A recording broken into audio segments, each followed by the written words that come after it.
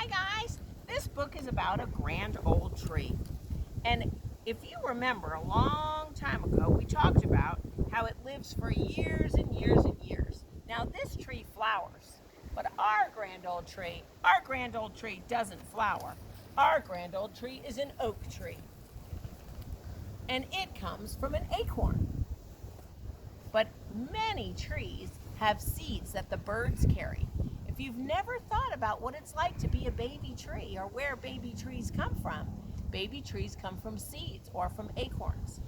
This is the story of the grand old tree, and she loves to bask in the sun and she loves to sway in the breeze. A Grand Old Tree by Mary De Palma. A grand old tree.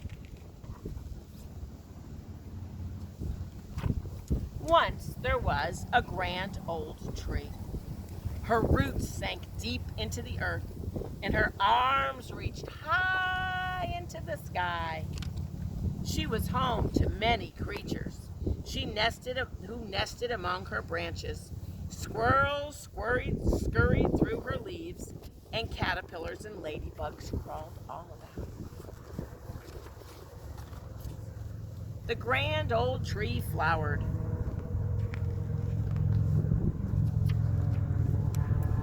And she bore fruit. And she sowed seeds. She had many, many children.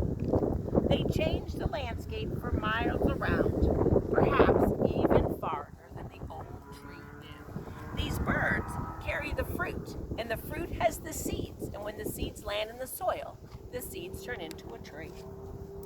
The grand old tree lived a long, long time. She basked in the sun, and she bathed in the rain. She swayed in the breeze, and she danced in the wind.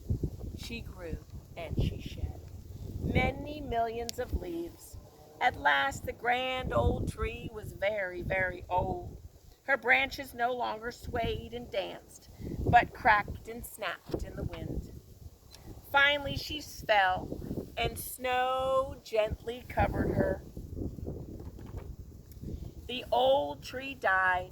She no longer flowered or bore fruit or sowed seeds. But she was still home to many creatures. Raccoons nested in her trunk, centipedes crawled along her branches, and lichen grew on her bark. The grand old tree slowly crumbled. She became part of the earth. Today, the roots of her grandchildren sink deep into this earth. Their arms reach high into the sky.